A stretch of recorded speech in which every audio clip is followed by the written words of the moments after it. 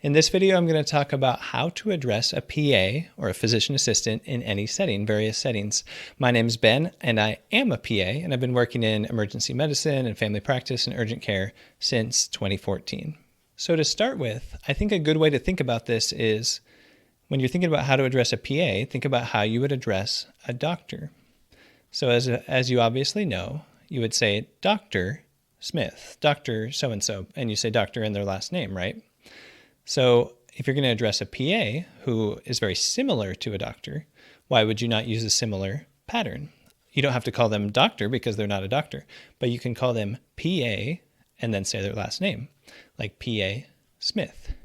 And so in a formal setting, a formal situation where you don't know them very well, you're not sure what to call them, you can pretty much always default to that and you'll be fine.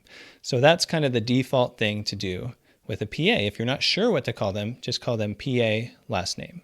Now that being said, in real life, in person, 99% of the time, you call a PA by their first name. So you don't even have to worry about the PA title or the last name or anything.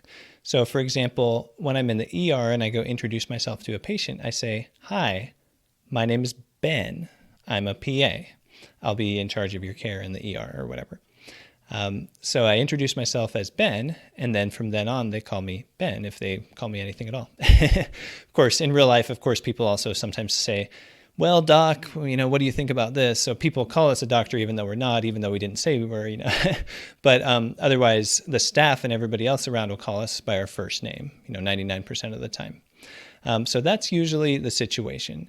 I do have one coworker who disagrees with that, but she is very much the exception. So in her case, she prefers to be called by her title and her last name because she kind of thinks it's more respectful or whatever. I guess sometimes as PAs, we have a chip on our shoulder because, we don't get any respect or whatever compared to doctors, even though we mostly do the same job that they do.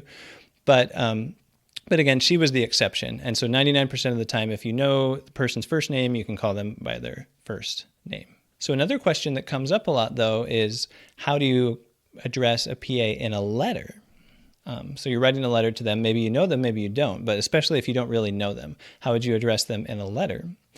Well, go back to step one, because in step one, we said, well, address them the same way as a doctor. So if you're going to put Dr. Smith in the letter, you can put PA Smith. Voila, you're done. So that if you know that they're a PA and you're writing to them in a PA capacity, in other words, you're talking about something related to the fact that they're a PA, then yeah, address them as a PA, PA Smith or whatever, PA Hamilton, PA Gonzalez. Now, a funny thing that happens, I've noticed, is when people write me an email and they are writing to me as a PA, so it has something to do with my PA career, sometimes, strangely, they'll write Mr. and then put my last name, Mr. Thomas or Mr. Gonzalez. And I think that's weird. If they know I'm a PA and they're writing to me as a PA, why wouldn't they just say PA instead of Mr.? And so I think it's really strange and not exactly disrespectful, but it shows that you don't really know whom you're talking to when you write Mr. or Mrs. and you're writing them as a PA. So in a letter, I would just put PA and then the last name.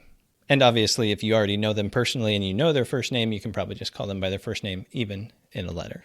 So guys, this is my very first video on this channel, but I'm going to be answering a lot more questions about the PA career and all things related to physician assistants. So if you want to learn more about that topic, go ahead and subscribe to the channel. I also have a blog version about this same topic. So if you want to check that out, got a link below and some other blog posts there on my website as well. Thanks for watching. I'll catch you next time.